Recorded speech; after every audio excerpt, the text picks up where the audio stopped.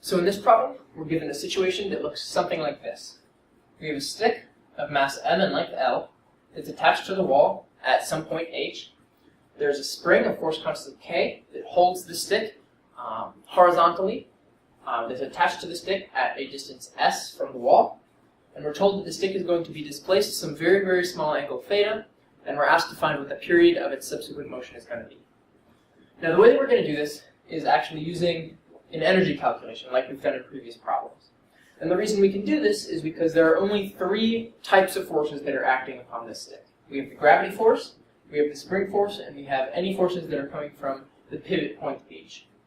Now, the pivot forces are unlikely to be conservative, but since the pivot point cannot move, none of those forces are going to do any work on the system, and so that tells us that since the spring force and the force of gravity are both conservative forces, the overall mechanical energy of the system is going to be conserved throughout this process. So we know then that energy is always going to be rotational kinetic energy, since the pivot point is fixed and the stick can't translate, plus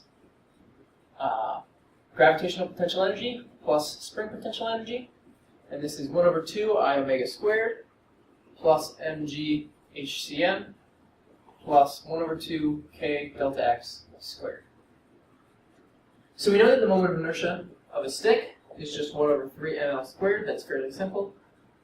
The height of the center of mass of the stick is going to be a length L over 2 along the stick from this point. We're setting this height to be equal to 0. And so that's just going to be L over 2 times the sine of theta, which, since theta is very, very small, is going to be approximately L theta over 2. Now we have to find delta x. Delta x is going to be quite a bit more complicated than either of these. And the reason for that is that the spring has some initial stretch, delta x naught, that is holding the stick in its horizontal equilibrium position. So delta x is going to be delta x naught minus s times sine theta.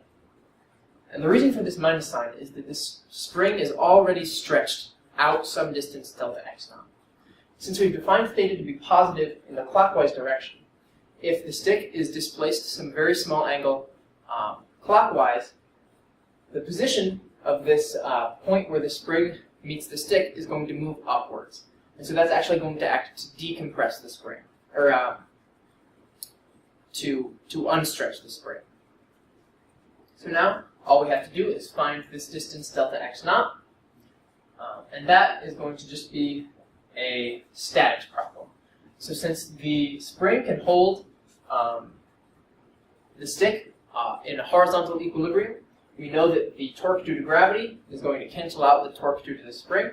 So that tells us that S times k delta x naught is going to be equal to mg L over 2, since the force of gravity acts at the center of mass of the stick.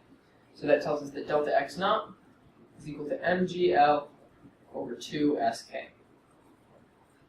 So then delta x is equal to mgl over 2 sk minus s, and then using the small angle approximation, this is going to be times minus s theta. So these are going to be the values for these parameters that we're going to plug into this energy equation. So now, since we know that energy is conserved, we can immediately take the derivative of this. We know that, I'm sorry, I have to plug these in first. So energy is equal to ml squared omega squared over 6 plus mgl theta over 2 plus, now the spring potential energy is going to be k over 2 times mgl over 2sk minus s theta squared.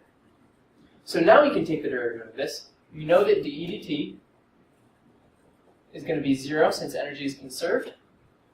The derivative of this expression is just going to be ml squared omega alpha over 3 plus mgl omega over 2 plus, I'm just going to move this down here, plus k times mgl over 2sk minus s theta, and then the chain rule gives us a factor of minus s omega.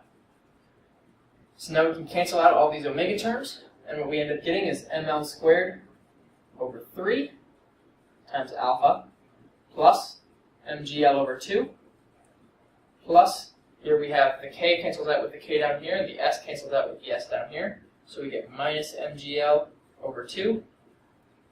And then these two negative signs cancel each other out, and we get plus k s squared times theta. And this is equal to 0. So this is giving us, right away, our equation of simple harmonic motion. It's going to allow us to find the period. So this tells us that if we multiply by a factor of 3 over ml squared, we get theta double dot. These two terms cancel out, and we get plus 3 ks squared over ml squared. Theta is equal to 0. So this is our equation of simple harmonic motion. And now all we have to do is use this to find the period. The period is just going to be, as we know, 2 pi times the square root of ml squared over 3k s squared. And that is going to be our final answer.